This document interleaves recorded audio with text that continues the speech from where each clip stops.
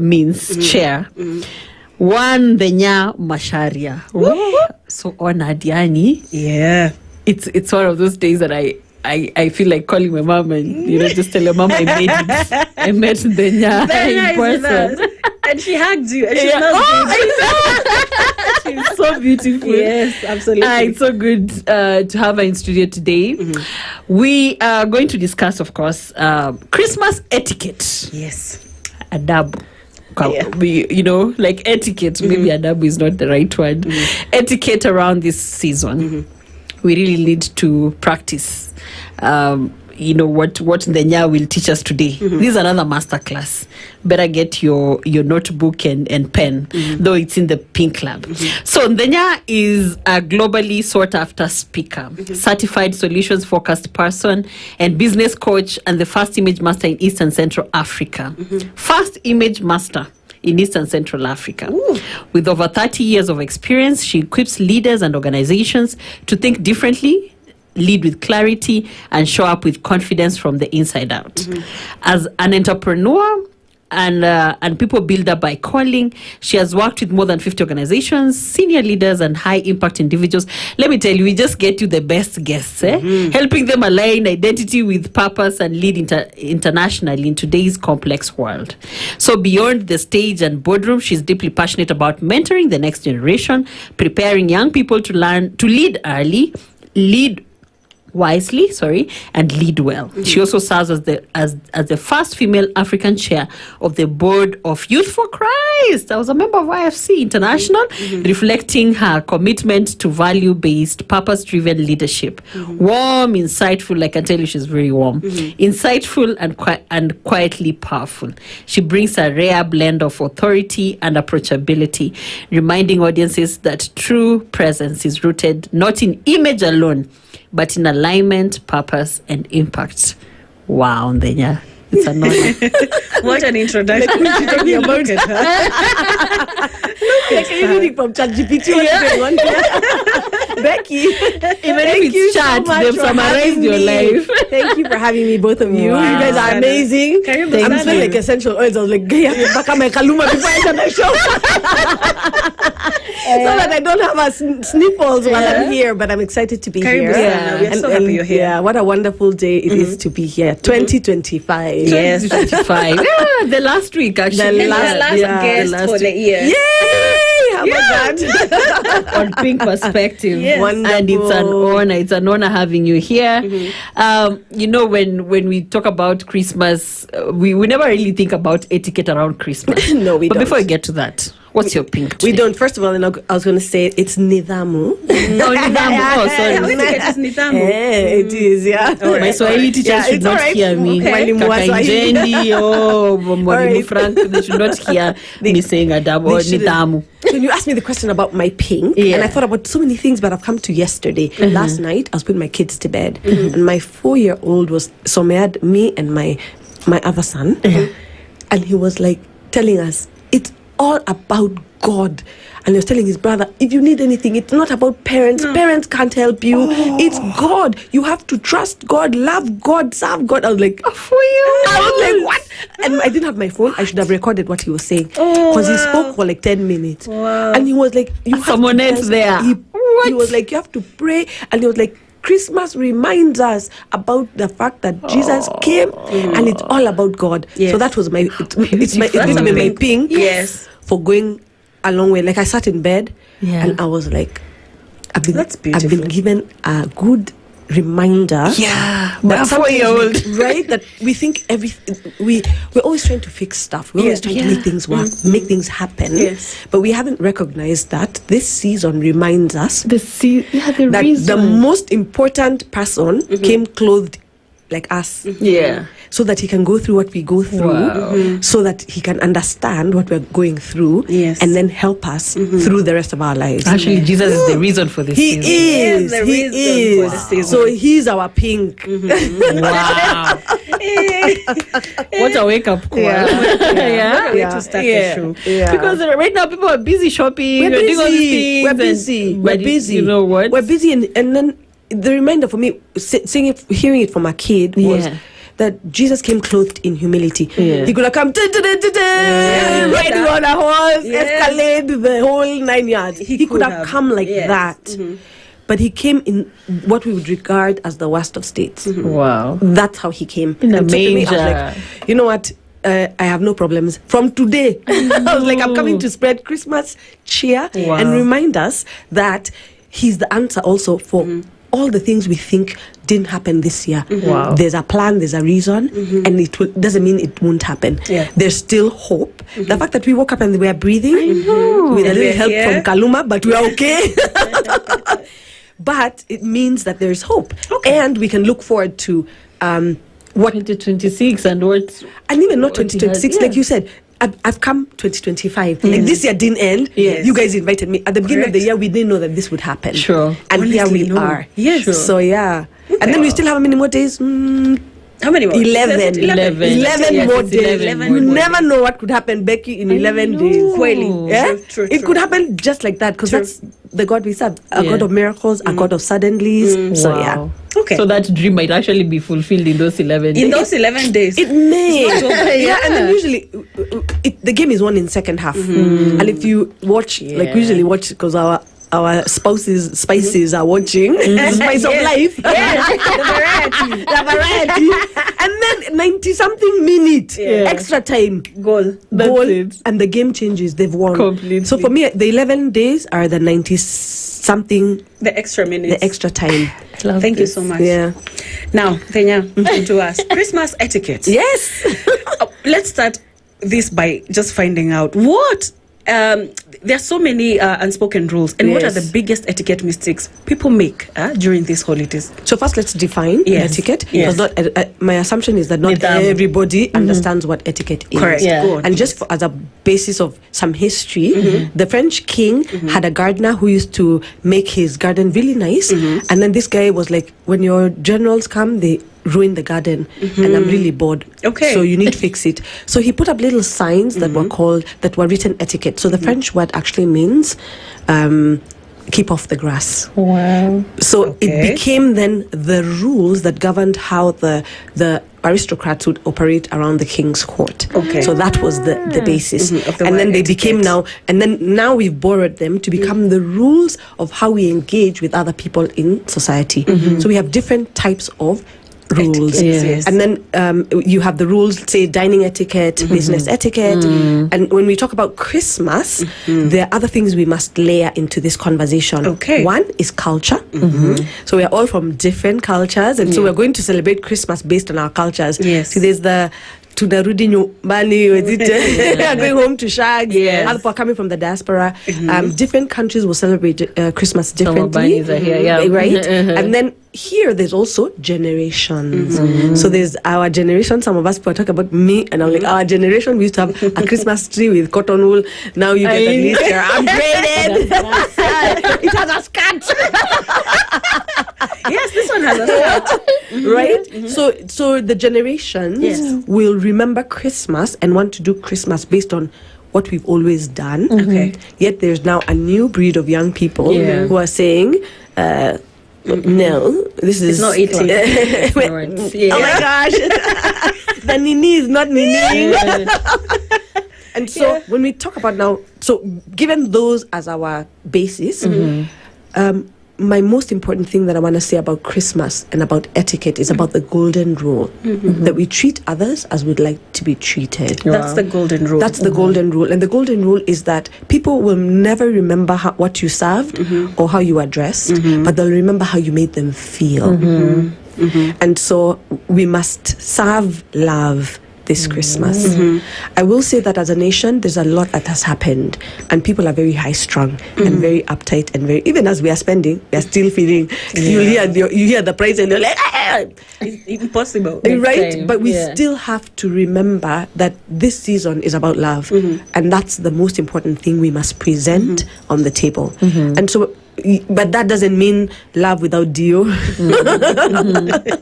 or love without some Gloss. decorum when it comes to some gloss. So the other things are important.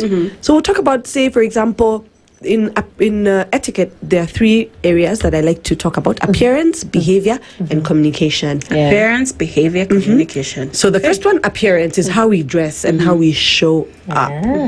So we're going to be traveling to wherever it is. We're going to be invited to people's homes, dinners, lunches, end of year parties. I don't know if you guys are having an end of year party, and then it'll have a dress code. And if it says black tie, please wear the black tie. If it says African, cultural, whatever it is, please do try your best.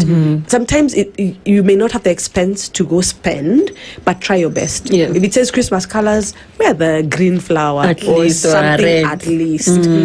So that shows that you care and that you actually are thinking about it. And then I think, like, if we are going again back to the country, we really want to try and do our own thing, but I think it's not fair to the people that we are engaging with. So sometimes the crop top may be nice in Nairobi, but it may not be the most appropriate thing for our grandparents. And we don't want people in shags leaving saying, to Nairobi, we're waiting for them to leave, or wherever it is that you're going to engage. So be mindful, think, what is it that I need to wear at this party?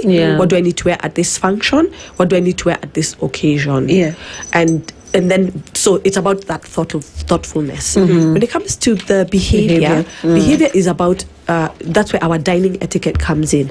Now, a lot of food is going to be served. It's one thing we know how to do here is cook. It is cook and eat. Yes. We cook and eat. And I think sometimes we overdo. Overcook or overeat?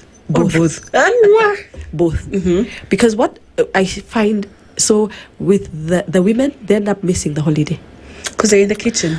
You're just cooking and cleaning. It's this one. This is Mulure. Cooking and cleaning and washing. Taking care of partly because of not jipangai. So you find yourself like you're in a restaurant. That time you're in you're working in the kitchen. You're in the kitchen. And then you miss on all the wonderful moments and conversations that could have been had, the connections that could have happened. I feel like that's just one of the things, and I've tried myself even in my own home settings to make sure that we worked it out before, so that when we're eating, we're all eating together. I'm not going to spin more chapos and do what salad, or you forgot to do whatever. A bunch of confusion that happens around this season. So tell people, plan properly and make sure that you have time to enjoy and enjoy the company of the people that you're with, because that's what it's about. True. And then when it comes to, like I said, the food, we overdo. People eat until they are bursting. Like, I don't think that's necessary. It's not. Then we say, what should we eat in December? And then in January, that's when now the lesson that was here before. In January now, I'm going to set my things, my goals, and the goals don't even start January 1 because there's still a holiday there. They start January 5th. So as opposed to that, if you are not as don't eat like it's going out of fashion. Just be mindful about the next person. And then also as you serve, and this is one of the things I'm working on, doing an etiquette thing for our kids, but sometimes they can embarrass you. You're like, stop it. Kai, kukusita. Mommy, they look nice. Kai, there are 10 other people behind you. My daughter says, this is the best day of my life when she sees different food. You finished all the legs and you think you're so entitled. So for me, I think the entitlement that we usually have over Christmas, we need to put aside a little bit. And overcooking, tell me about that. Well, do you overcook? We overdo. First of all, we've already, if the nanny is leaving, because remember this is Nini transfer window. When the nannies exit, you're trying to make them cook everything, put in the freezer. Stuff you're not going to eat because you're probably eating out a lot. Oh, there's so much left over already. By January, we're just tossing stuff out. And so again, about the mindfulness is remembering that not everybody's merry. And we should be concerned about the next person. So I think it's not a bad thing for us to practice who else needs some love, who else needs a plate of chapos. It could be even with a wachi at your apartment complex, or in let's, because it's also for sharing. It's sharing, so really. We shouldn't hog for ourselves, but we should share, because that's what it was about. Go back to love again, and that sharing thing. And then again, but part of behavior, which also leads into communication, is these mutandao things have haribuda us. Okay, we can't talk. We're busy taking photos of everything. You're not even enjoying the moment. We're not even enjoying the moment. We're taking pictures. So many pictures for the gram, for social TikToks. media. We're creating TikTok. We're not present, and I feel like that is we've lost the art of genuine conversations that are not. Sometimes I think it's okay to put your phone away. Yeah, no one will die. It's okay. True. Just put the phone away. You don't have to take a connect. picture of everything. True. Let me tell you, we take a picture of when we are starting to eat, when we are finishing to eat, when we're in the middle of it. Even we don't even taste the food. We don't even remember what the food tasted like. And that time it was people worked hours to make that biryani, pilau, whatever it was, or kanda those chapos. But it's in passing. It's in we're not present. And for me, our presence is such an important thing. So, yeah, that would be one of the other things that I would say is you don't have to take Really pictures important. of everything. Yeah. Take the most important ones that then serve as memories. Yeah. Put Nini TikTok aside. Even TikTok can wait. I can wait for If January. the feed can wait, imagine. that is very good advice Yeah. for this season. I think Tuache feed, and yet we we miss out on the moment because we are busy taking photos. Yeah, And then what do you do with those pictures on your phone? nothing actually. They're You've there taken like and then 50 of them. Yes. You'll post one. Yes, select, delete. yes. So one, it's usually one out of the whole. and yet you missed out on And then you're going connection. and then you're going to stress everybody around you for nichukue. Then the iPhone people are the ones who never share their photos. And then you kupeana watu ba picha zao, please. Please, Okay, Ellen shared. Ellen shared. You have to go through the filter. We have to like fix them before we share. Like, you know, any iPhone. What I charge my phone. Diasporians are around also. They are with their 17 Pro Max, baby. You gotta recognize. Yeah. We are going to talk about get to communication. And then communication. Yeah. And this is where this is not the point for, and I want to talk to our relatives who are, this is not the part to ask, when are you getting married? Mnazaa mwingine lini? Thank you very I think much. this is, sometimes those things destroy the holiday. Yeah. That people come, you don't know what they've been through the year. We don't know what experiences they've had. Allow people to be. Yeah. Yes. And then to share what they want to share. You don't have to prod them and pry into their lives. It becomes an interrogation, an investigation. They cringe when they think of going and then our culture is also one of we complain a lot. And the Christmas family season that should be wonderful, laughter, joy, we're going to be complaining about the economy. You're going to complain about whatever happened. We're going to complain. And I usually say, if praise brings the presence of God, what does complaining bring? This big behavior. Nafanya pamoja. Because you're very right. Ndanya, please, you're very right. Very right. And so for once, Okay. how about I had a friend saying, oh, I've come to the end of the year and I don't even know what I've achieved. Then I was like, oh my God. You're here. No, first, I told her, get a pen and a paper and write the things that have happened this year that you're grateful for.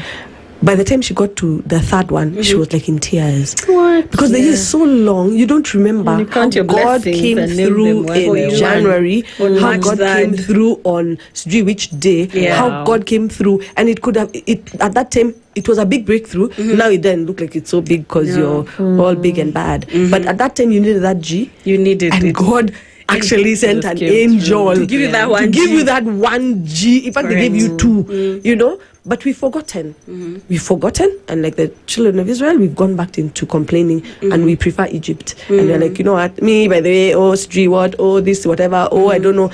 Come on. If you've made it to 2025 December 25th, it's a time to celebrate. Yes. It's a time to give thanks. Be grateful for all the blessings. Yes. All including of them. the fact that you woke up in the morning and you're Yeah. there. So we take a lot of things for granted. And so for me, I'd like if I could see a little less complaining and a little more Thanksgiving and joy and laughter. A lot of people haven't laughed in a long time. True. But we've been so uptight, tight buttered, we should get the nini like this, but chicks have been together. Yeah. It's the end of the year, right? Yes. And then count. You can count all your relatives, and they're seated in the same room. Imagine, or you have friends that you can be around, and they're there. Yes, it's time to give thanks. Wow. It's time to just give thanks. All right, I think Tanya has really touched on already. The mistakes are. I mean, I feel Leo. This show is just pointing at me. Tanya, I'm curious. As a visitor and also as a host, is it rude to show up without a gift, empty-handed, as a host and even as a visitor?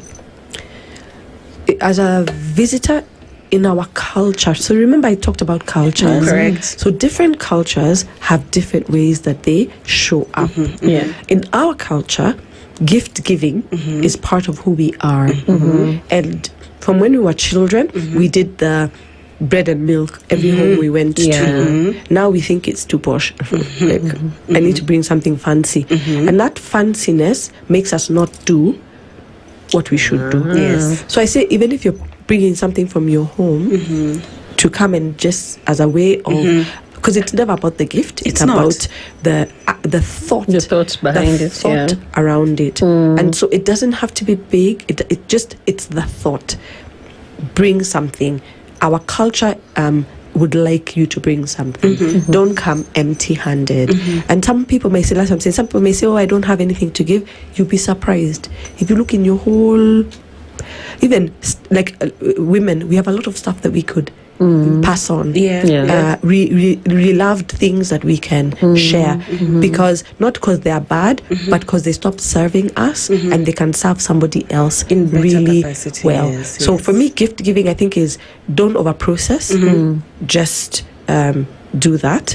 And then again, so different cultures will, in some cultures they'll tell you what it is that you should bring, and some cultures are also they have a list. It's potluck. So the ones for rudisha hiyo nini enda kwa bouncer.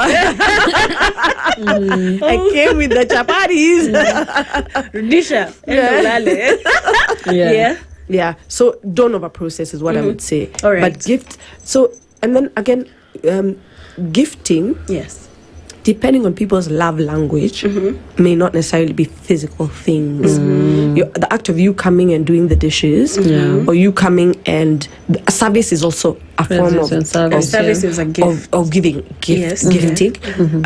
Words of affirmation are also forms of gifting. Yes. That calling somebody and thanking them for something they did to you could be better than a big bouquet of flowers for some people. So I think it's interesting that we want to understand the people we're with, our family members, and then know who likes what and how can I be of show them love during this season. Wow. Yeah. And then some people have too much stuff. They don't want more stuff. They want you to be there. So if you're there for an hour, is enough. Is more than enough. That will be the best gift. I saw online the other day, and I don't know if it was a fake news story, but this old man shot his son for not coming to visit him enough.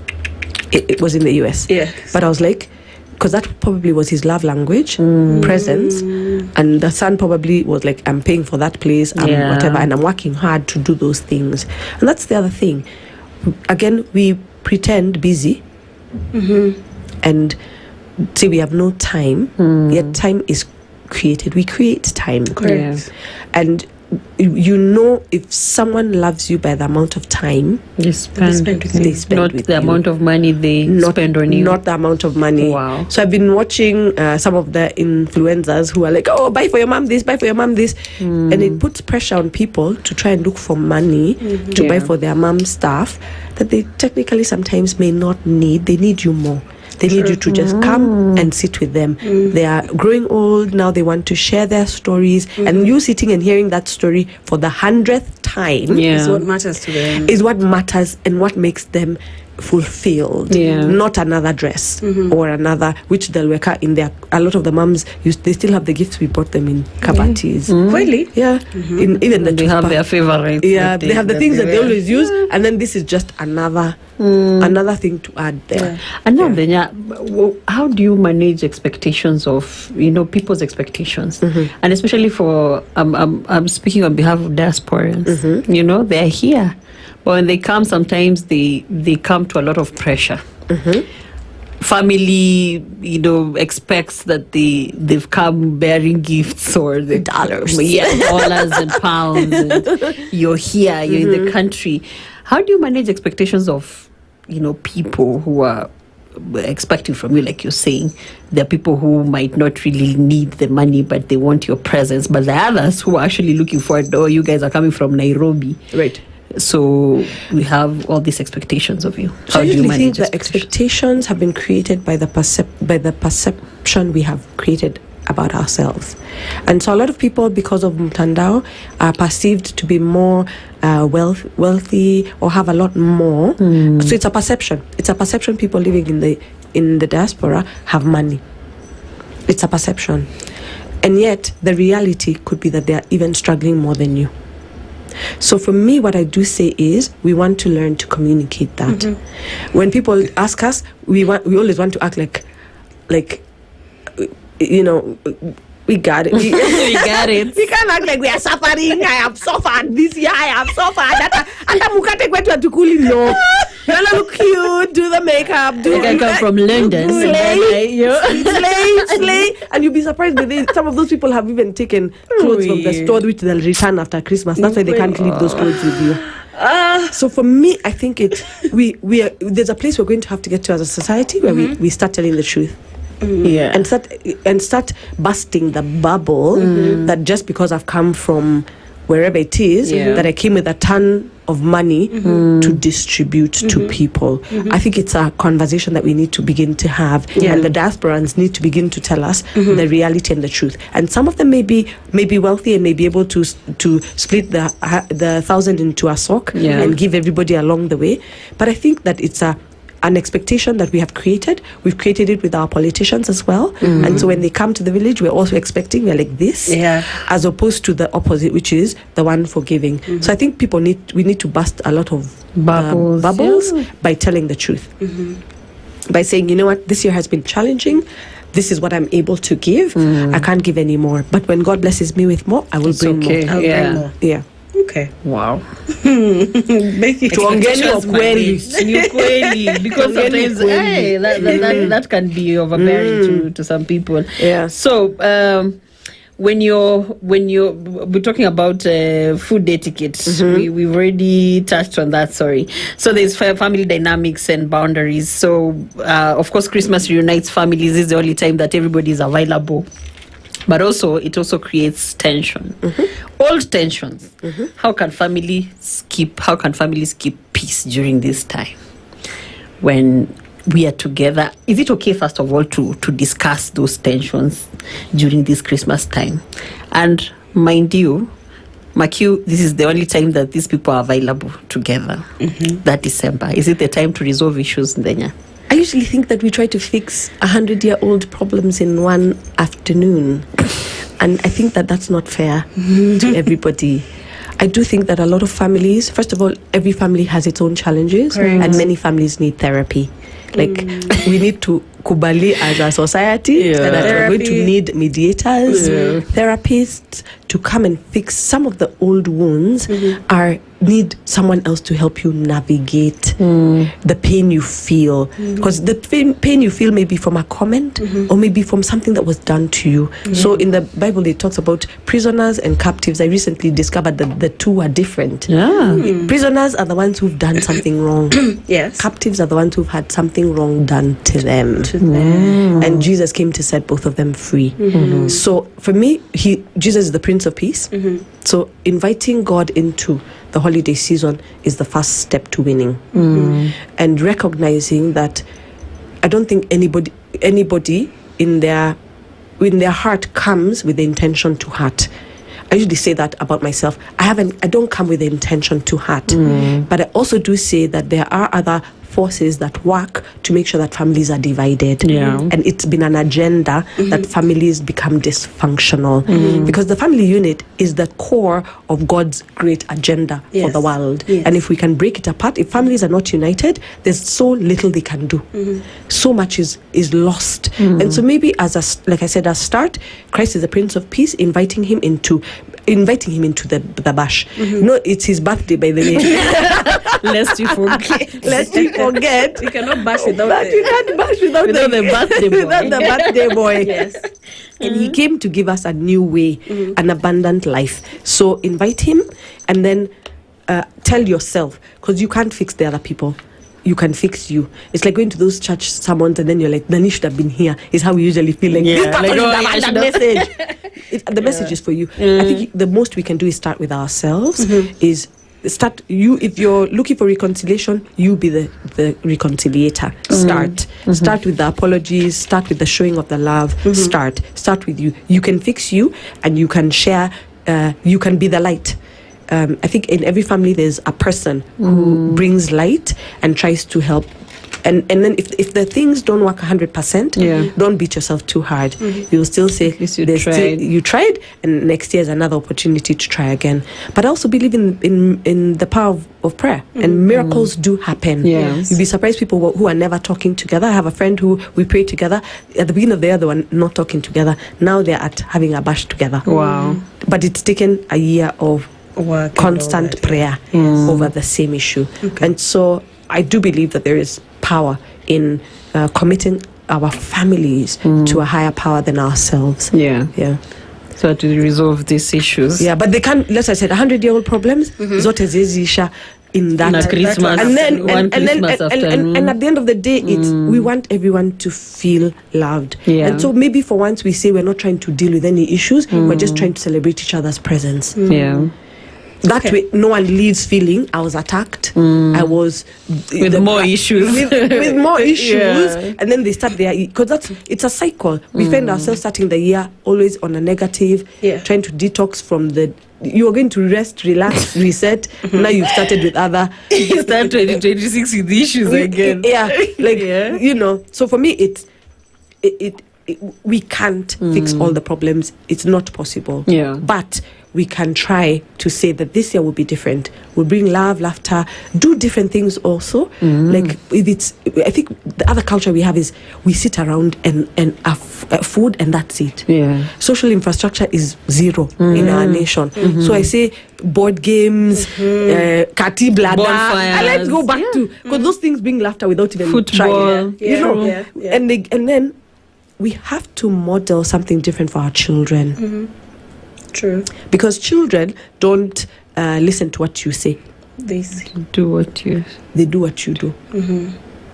And half the time on the ride to wherever it is, Shags or wherever it is, you guys have and the kids are just there acting like and I hope Nani's not going to be there, and the kid over there in the back on his device or whatever it is he's doing, absorbing like a sponge. Then you fika and taking the attitude. Kissing everyone, and the child is like cognitive dissonance. This is nonsense going on over here. What's happening here? So for me, I think that we have to fix our own and say this year I will not trash talk my relatives. I will speak well of them, and if I have nothing to say, even silence is okay. And then I will not do the let's pretend. I think we are so past that now. People need to not do the let's pretend. If you have an issue with someone, don't make it a committee thing. Take them aside at that holiday and say, you know what, this was my issue with you, and can we choose to resolve it? As opposed to I need a committee to hear my side and be on my side. You know. Okay.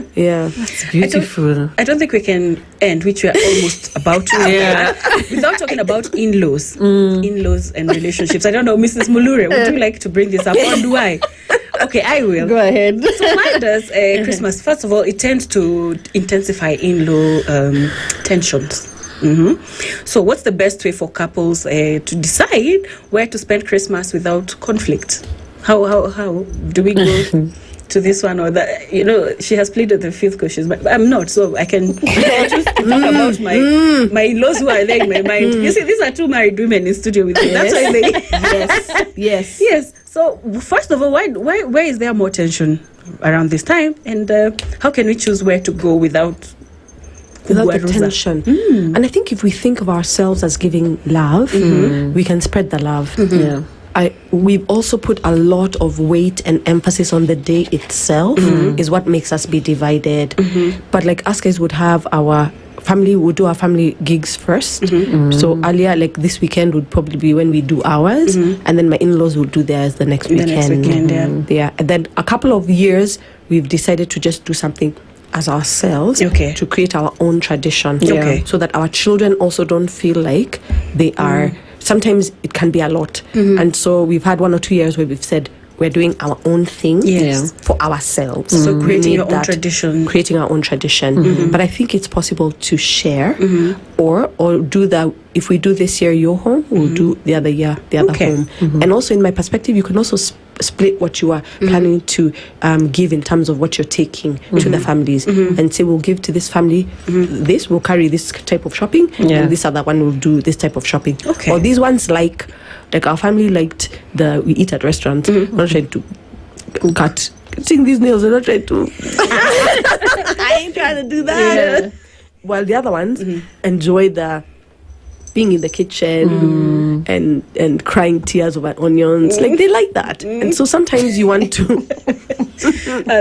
please find the balance. Me, I'm the DJ. Usually I'm like, I ain't cutting that. I'm gonna play some really good music for the vibes will be good.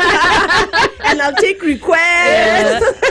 I'll keep the drinks flowing. And so you pick what is your strength. Exactly. And then I also, like I said, now adding fun things also to involve the kids. So if we're gonna play games together, then it removes us from just sitting, being on our phone, and then talking about the country, people and the long rides. Who died? Who didn't? Like, come on, you know. But if you involve the children too, like, the kids then are like, oh my God, we had so much fun. Did you